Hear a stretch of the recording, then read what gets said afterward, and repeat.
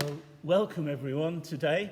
You can see I have a brother with me here, Chris Sharp, and it's amazing how God works in mysterious ways, because we've been linked via the internet, haven't we? Yes. In a remarkable way. And I've really enjoyed and been inspired by some of the entries that you've put up on Facebook. And it's absolutely amazing how many of you are tuning in each week to the sermons here. And I do pray that you will be blessed today by the words that God has given to Chris. But for those of you who don't know him, I'm going to ask him a few questions, and I hope you know the answers, because I don't. I hope I know the answers, because, oh my goodness, he's a big fella, isn't he? He's a big fella. He makes me feel this tall. Anyway, so you've come all the way from Melton Mowbray. Melton Mowbray, to be with us. yeah. So can you tell us what you do in Melton Mowbray? I'm not there much. Oh, you're not there? Oh, right. Because I'm always out and about busy. Okay. But my son and I, my son who's with me today, we are builders now by trade, although I have spent the biggest part of my life farming, shepherding, looking after sheep that you're going to learn about in a little while. But now, actually, what we do is we help run a self-store centre just outside of Melton Mowbray. Okay, that's great. And you wear a dog collar like me. Yes. Are you attached to any particular church? No, I'm not attached to. I'm not into denominations. No? Okay. I'm interdenominational and evangelical. And if anybody ever asks me what I am, I say, well, I'm not anything really, but you've got to be something, someone once said.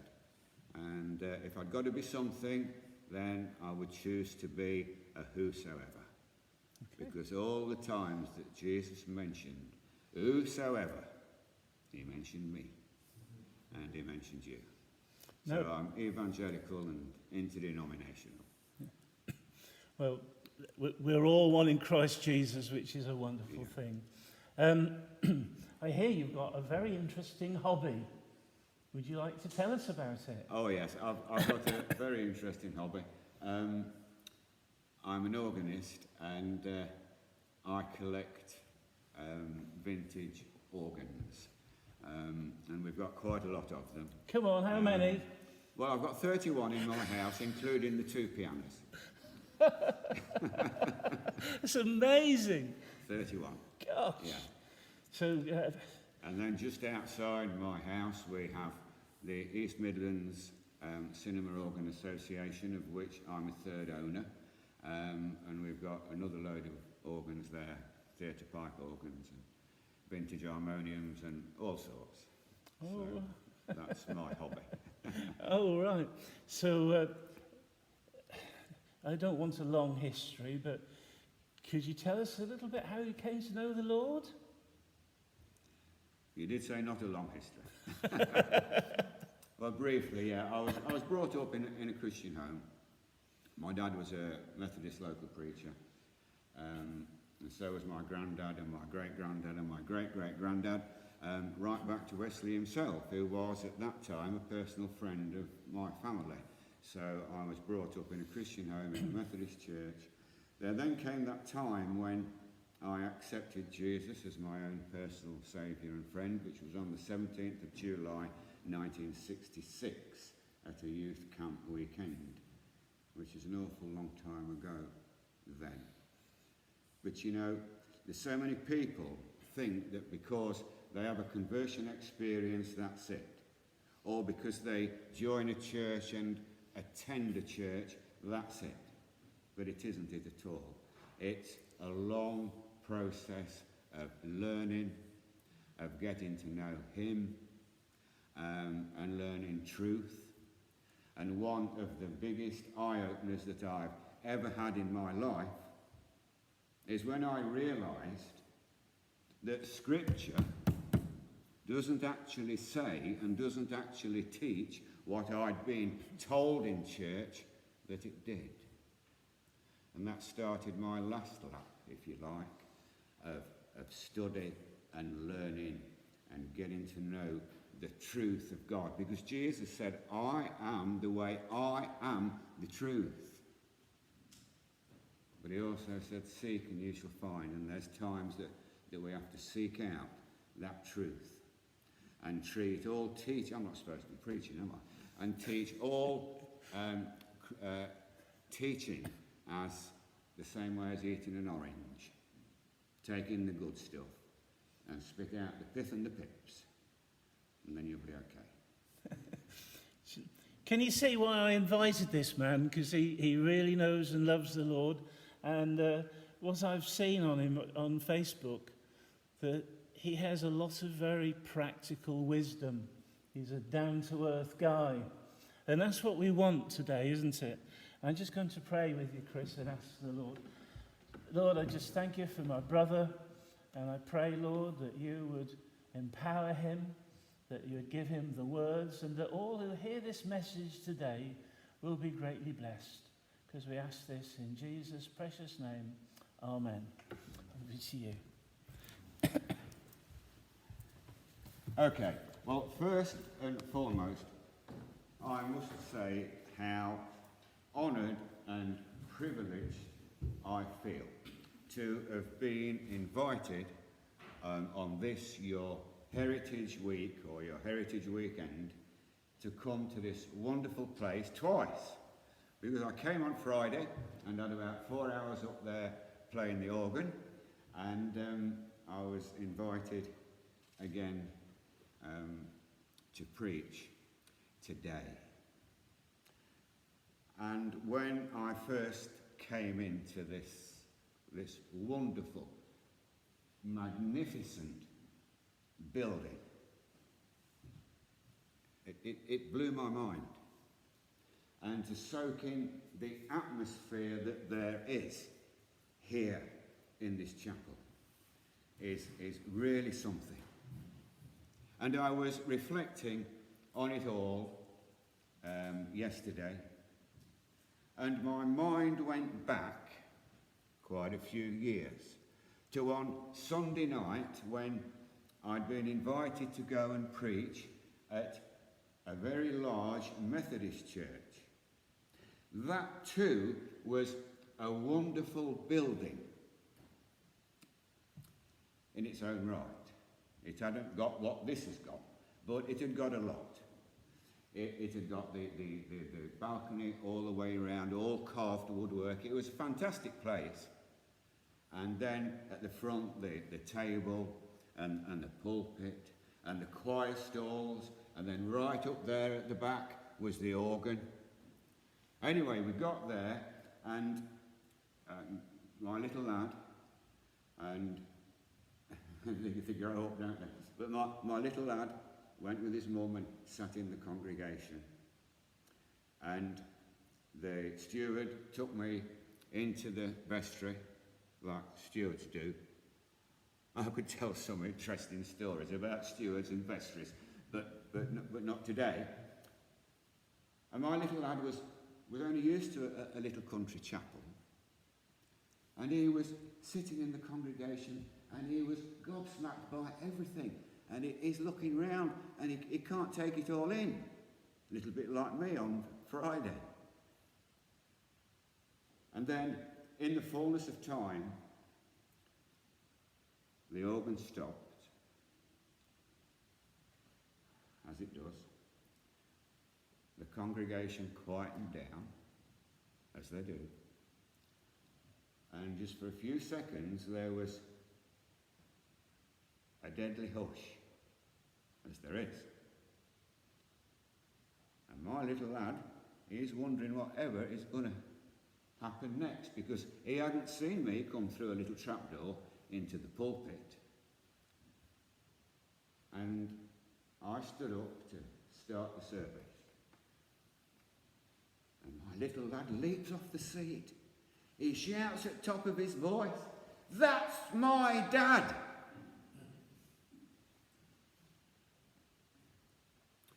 This afternoon, just for a few moments, I want you to look beyond the building and focus on your dad, your Heavenly Father. I want you to look beyond this long-haired evangelist from Melton Mowbray, who you're all trying to figure, and look to him, the author and the finisher of your faith.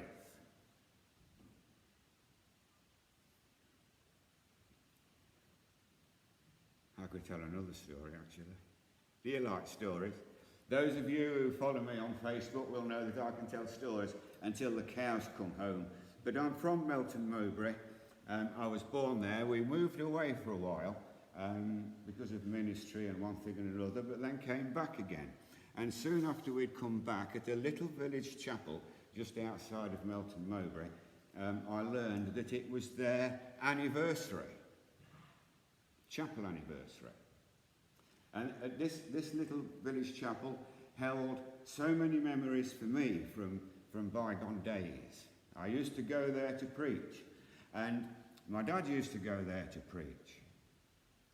And so I decided that I would go to the anniversary service. And I went to the anniversary service, and I took another one of my little lads with me. And we sat there waiting for the service to start. And he noticed on the wall, you've got lots of them here, but they'd only got one in this little chapel. On the wall there was a memorial of the people who died in the wars. And my little lad had never seen one before. And he said, Dad, what? What's that? So I said, well, that's a list of all the people from the village who died in the armed services. But I don't think he heard me say the word armed, because after a few minutes, because I'd already explained to him how Daddy used to come here preaching years ago, and your granddad, who you never knew, my dad, he used to come here. I'd explained all that to him, and then he'd asked me about this, and I'd told him. And then, after a few minutes, Dad, what now? Dad, did any of the people whose names are up there die in the services when you or Grandad was here preaching? I said, no, boy.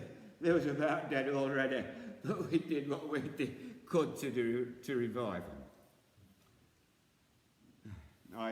You asked me where I'd been, well, and a little bit about myself. Well, I've been everywhere.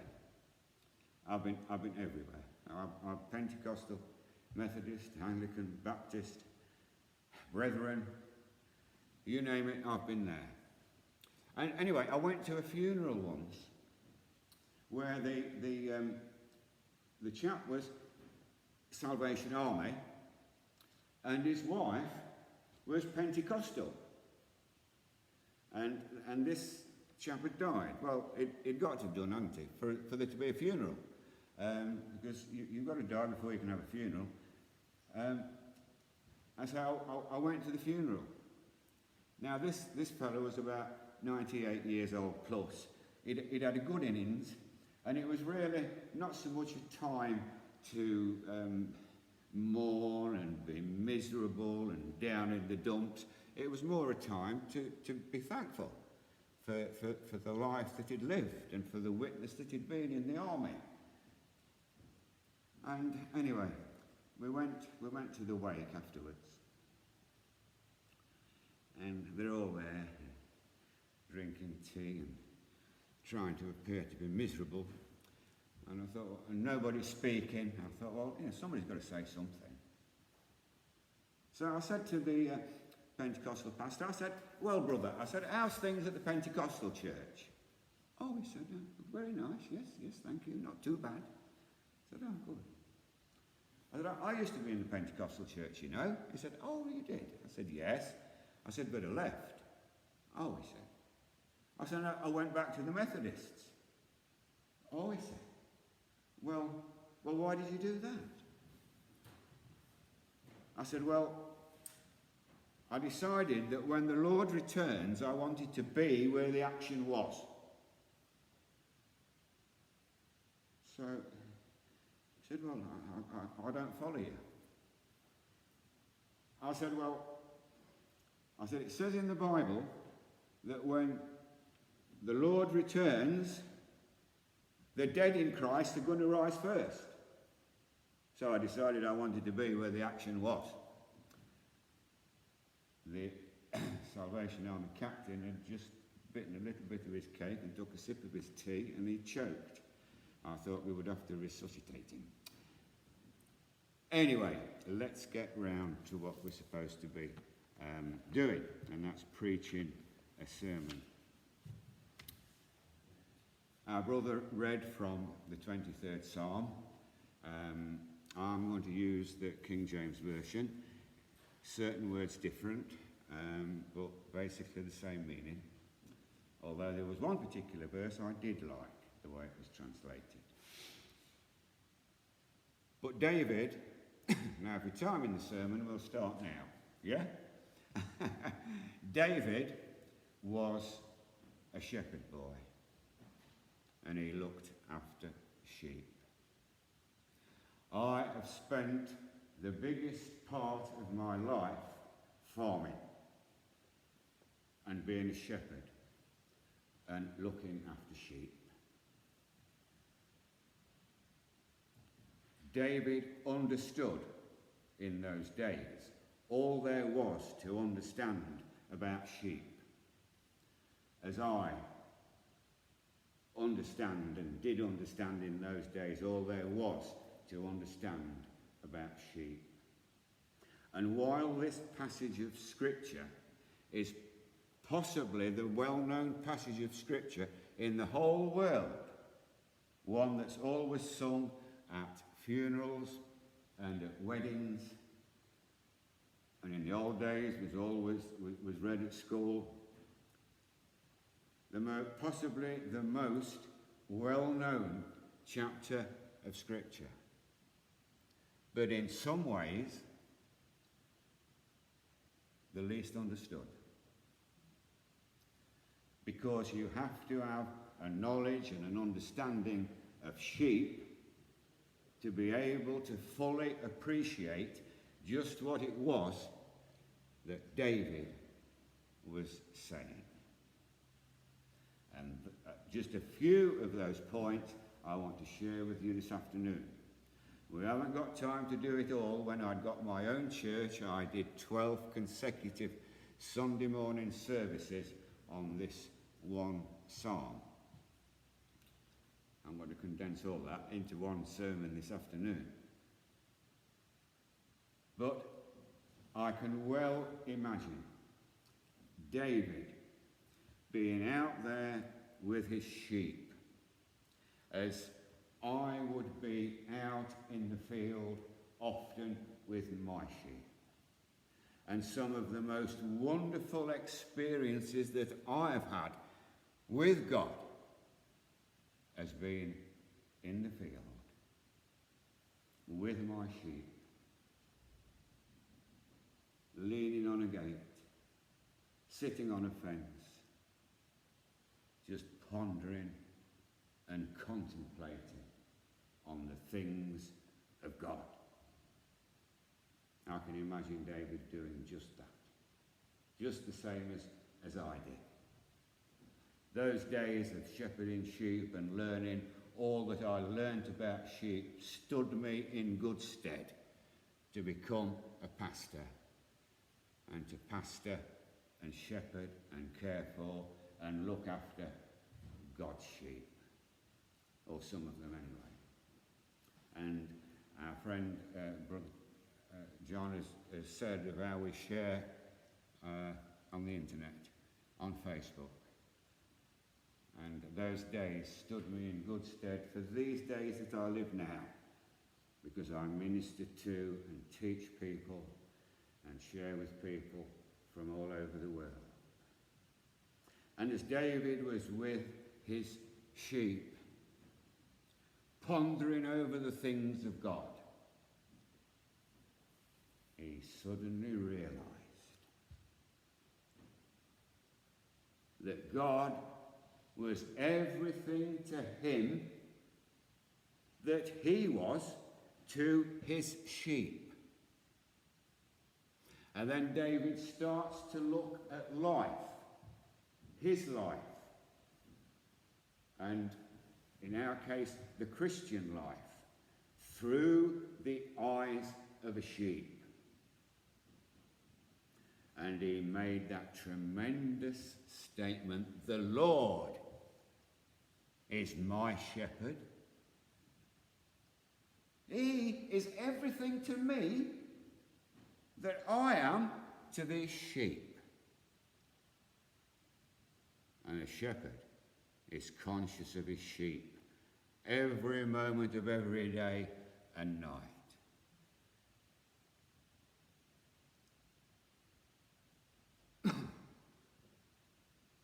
When you say something, you can change the meaning of it slightly by putting emphasis on different words.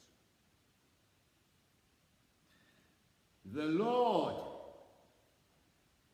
this great King of creation, Jehovah God, is my shepherd. The Lord is my shepherd. The Lord is my shepherd. I shall not want.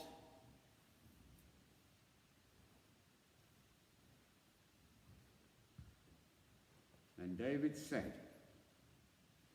"He makes me to lie down in green pasture."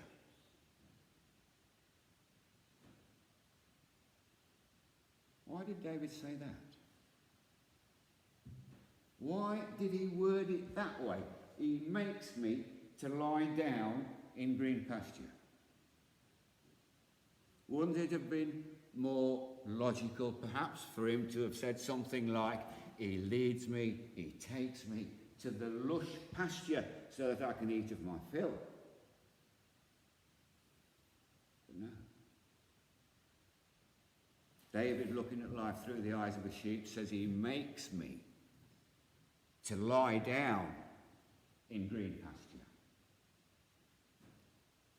And the reason he said that is because a sheep will not lie down if it's anxious, if it's worried, if it's concerned, if it's in a state of panic, or anything else. It will not lie down.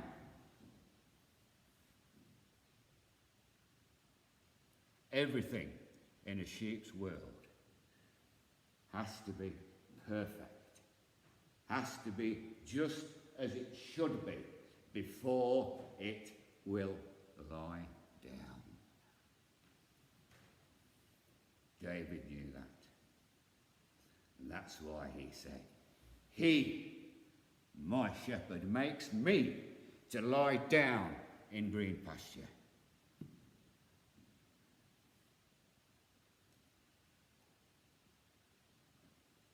There's an awful lot of people today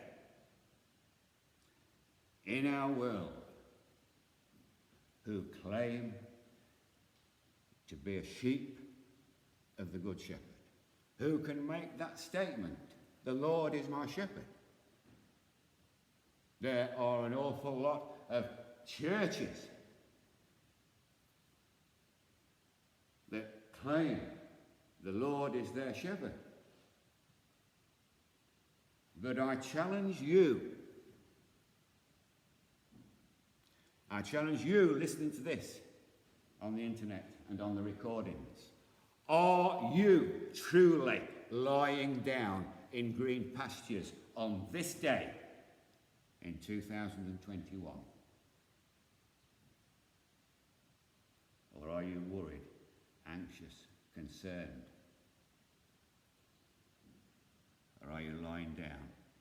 green pasture.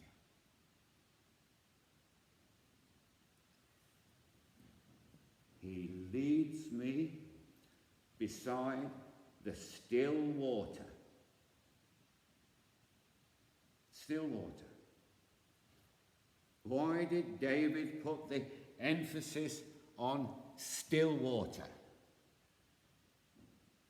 Why didn't he speak of the river? The scripture speaks of the river an awful lot. Why didn't he speak of a stream? But he spoke of still water. Because, are you learning something now about sheep? Because a sheep will only drink of still water. It will not drink of running water, of moving water. David knew that. When I got my own small holding, when my son John, who's with me this afternoon, was knee-high to a grasshopper, we hadn't got mains water at the farm. We had to pump it from the stream, catch it when it rained, or cart it from home 3 miles away. And when he was a little lad, he'd be stood out there in the bitter cold, filling 5-gallon drums with the hose pipe, and he used to love doing that. And I've took water to the farm, and if you've got cattle, and they're thirsty and they want to drink, they're dying for a drink, and you get a bucket of water and you try and tip it into the water trough, they'll try and drink it as it's coming out of the bucket because they're that thirsty and can't wait to get it. Now the sheep, they can be equally as thirsty, equally as anxious to have a drink, and you tip water in the water trough and they'll stand and look at it and they'll wait until it's absolutely still before they'll drink it.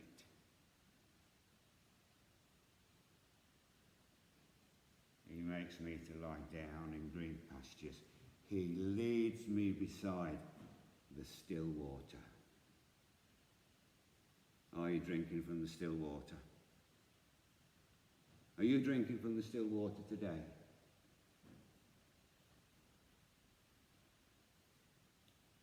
Jesus said to the woman at the well, "Give me to drink." And she did. Then he said, "Those who drink of the water that I give will never thirst again." Will never thirst again. That living water. That bread of life. There's a chorus that we used to sing in my younger day. I am feeding on the living bread. I am drinking at the fountainhead. And whoso drinketh, Jesus said, shall never thirst again. And we used to split the congregation into two. And half would sing, what? Never thirst again? No, never thirst again. What? Never thirst again? No, never thirst again, because whoso drinketh, Jesus said, shall never, ever thirst again. Now there's the old saying, you can take a horse to water, but you can't make it drink. I could cart all the water I liked to my sheep, but I could not make them drink it. That was their choice. What's your choice? Are you drinking of that still water today?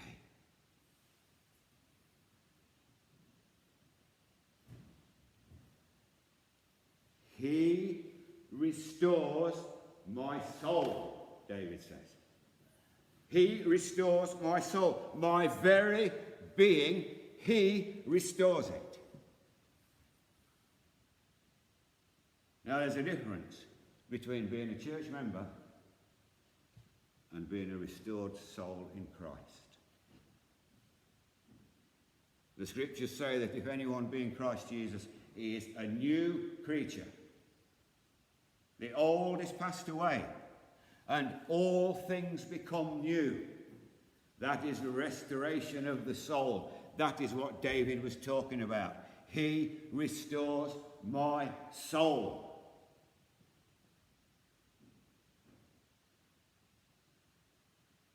Have you experienced that? Well, one has. Well, you have, surely. Have you experienced that? Because unless you have, you cannot lie down in green pastures, and you're not drinking of the still water.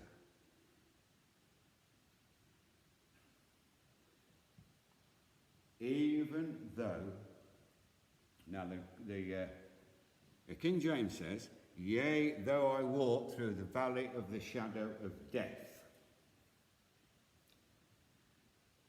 That is not an accurate translation. Your translation, whichever it was that you read from earlier, puts it much better. That's okay. But what David was really saying was, even if I am alone in a dark place, I will not be afraid. Because David knew, as well as I do, that if a sheep is isolated in a dark place on its own, it will panic to the point of death.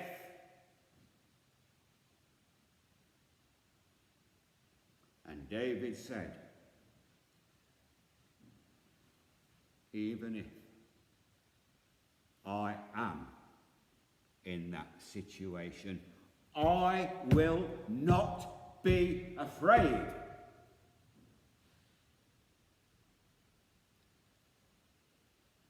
Isolation, being alone, being afraid.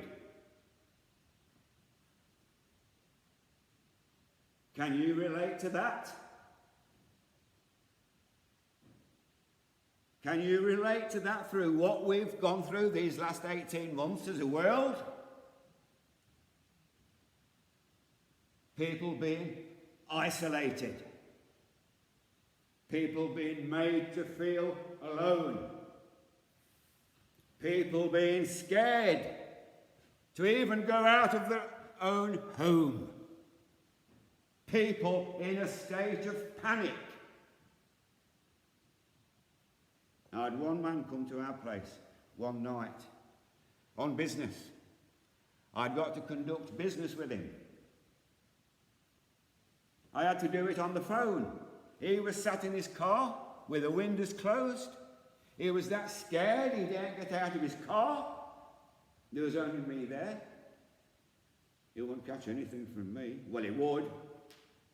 He could have caught something from me if he'd got out of his house, come into my home, looked at my organs, listened to what I'd got to say, learnt of the type of man I am.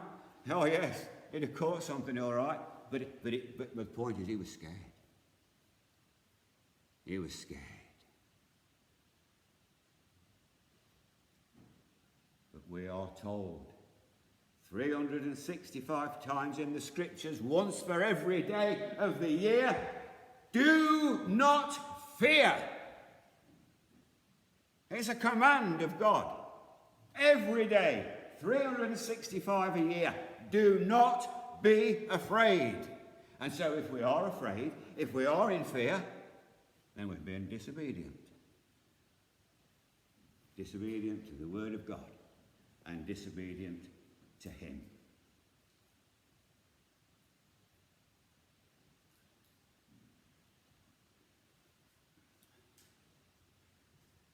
Jesus said, I will not leave you comfortless. I will come to you.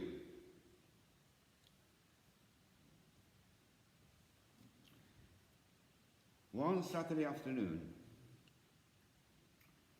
I was down the phone doing a few jobs, and I suddenly heard the huntsman's horn. My sheep were all lying down in green pasture in the field, and I heard the huntsman's horn.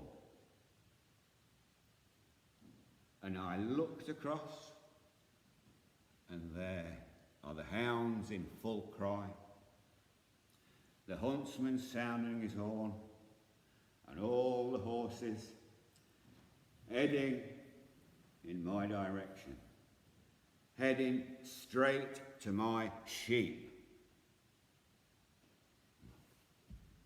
Right. I ran down the field. I called the sheep, and they all came, and they were stood around me in a perfect circle. And they were thinking, well, what's he want? Why is he calling us? What's going on? And I kept talking to the sheep and calling the sheep. And then eventually the fox went by. The hounds went by in full cry, making an horrendous row. And then all the horses. But you know, my sheep were looking at me, and they were oblivious to it all. One of the huntsmen saw what I was doing, and he said, quite impressive, quite impressive. And off they went. I did not leave my sheep comfortless. I went to them. That's what Jesus said. I will not leave you comfortless. I will come to you.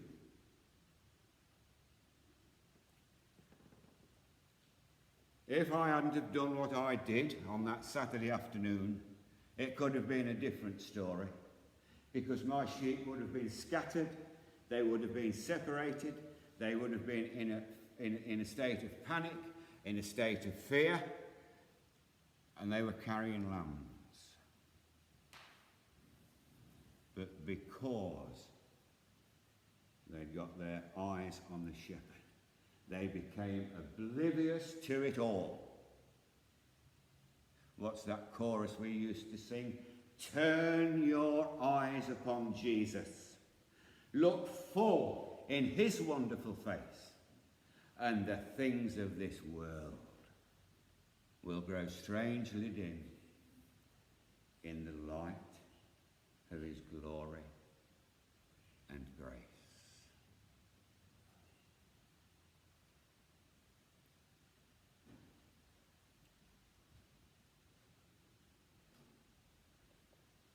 What David, as he shepherded his sheep, he was always conscious that there could be an attack from somewhere. He was always conscious of that. That's why he had his staff and his rod to protect his sheep. Because you see, a wolf, any animal that wants to attack sheep is out to do several things: separate them, isolate them, and get them in a panic to the point of death for an easy catch. Isn't that what the devil's about in this world in which we live today in 2021? I am talking to you today from the most up-to-date book in the world.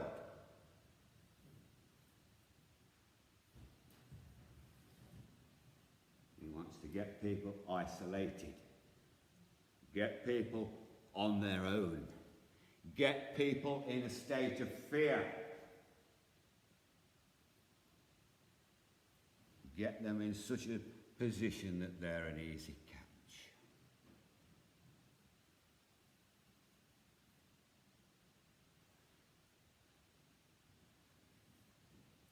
We haven't got time to do any more other than how David ends this psalm. And you touched on it earlier, brother, when you read from the scriptures. But you know, in the book of Deuteronomy, when I was driving here today, my son John, he's a good driver. Well, he's bound to be. Look who taught him. But he's a good driver. But he doesn't hang about. Oh no, he doesn't hang about. We're soon there. And on our way here, we were approaching cars that weren't going as fast as they wanted to be going, and so we overtook them. Well, if we read in the book of Deuteronomy, we are told that if we obey the Lord our God, then the blessing of God will come upon us and overtake us. It also tells us what will happen if we're disobedient. But we're not going into that today. I want to encourage you. But if we obey the Lord our God, the blessing will come upon us and overtake us. So that blessing has come from behind, as we did driving along. It's come upon us and it's overtaken us. So it's in front of us. Okay? So that means as we walk along life's path, we're walking toward blessing. We're heading into blessing. And David closes this psalm by saying, surely, certainly, definitely, it's a fact that goodness and mercy shall follow me all the days of my life.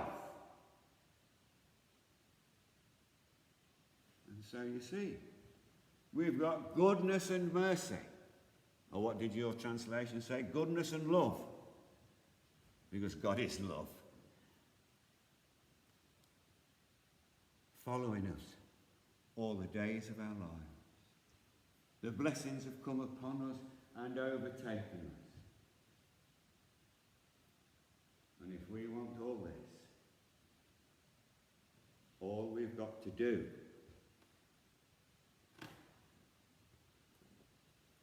is be a sheep of the Good Shepherd, but be a good sheep of the Shepherd, and let him cause us to lie down in green pastures, knowing that we've got nothing to fear.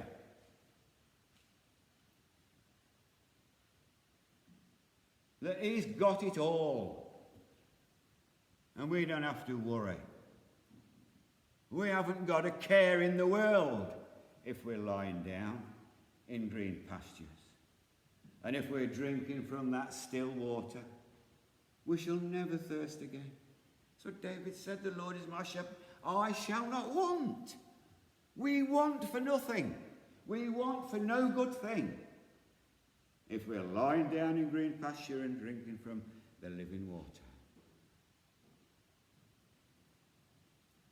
Surely goodness and mercy shall follow me all the days of my life. It's not just something on a Sunday, or something at the prayer meeting, or something at the Bible study. All the days of my life. And I will dwell in the house of the Lord forever. Zion, the city of God. Our close by reading some words from Revelation chapter 21, if I can see. And I, John, saw the holy city, the new Jerusalem, coming down from God out of the heavens, prepared as a bride, adorned for her husband. And I heard a great voice of heaven saying, Behold, the tabernacle of God is with men, and he will dwell with them, and they will be his people, and he will be their God. He will wipe all tears from their eyes, and there shall be no more death, neither sorrow nor crying, neither shall there be any more pain, for the former things will be passed away. In closing, because you see, we can have something of that now. We don't have to wait. Well, we do in a sense. But all that's to come when Zion does, we can have a taste of it now. What's that lovely hymn say? Blessed assurance, Jesus is mine. Oh, what a foretaste of glory divine. We as Christian people, we as the church, should be living a life in the foretaste of what's to come. When Lazarus died and Martha went out to meet Jesus, and she said, if you'd have been here, he wouldn't have died. And Jesus said, I will raise him. And she says, yes, I know all that at the resurrection on the last day, but if you'd have been here, he wouldn't have died now. He said, don't worry. Because what Jesus was actually saying is, here's a taste of glory divine. I'm going to raise him now. There will be no more pain, there will be no more suffering. The former things will be passed away, but we can have a taste of that now. We can have a taste of that now. And at the end of all things, when God destroys Satan and all evil into the lake of fire, the final victory, we can have a little bit of that now. Because as Christian people, we've got authority. And all we need to do is take it on. We should not be a weak, feeble minority of scared sheep of the Good Shepherd, but we should be a people of power, a people that's united. And there is the secret. Or those of you who follow me on Facebook will know that right through this sleigh ride that we've been on, I have been saying one thing: that we as Christian people must stand together, stick together, and make a stand. When those sheep of mine were gathered around me, it would have only have taken one. It would have only have taken one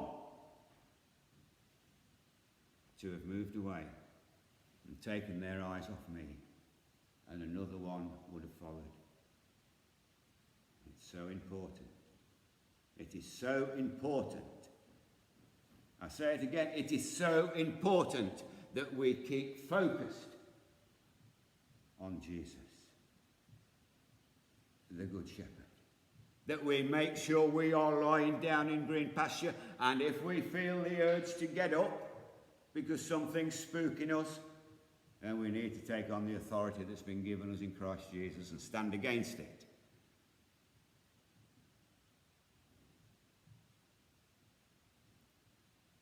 Our brother is praying for revival in this church. It's praying for a new anointing in this church. And if God is going to answer that prayer, it's got to start with you. It's got to start with you getting yourself lying down in green pasture. And letting this world out there see that while they're in a state of panic and they're running around like headless chickens, you are lying down in green pastures because you've got God. And if they see that, they'll want him too. We are writing a gospel, a chapter a day, by deeds that we do and words that we say. And this world reads what we write, whether faithless or true. What is the gospel according to you?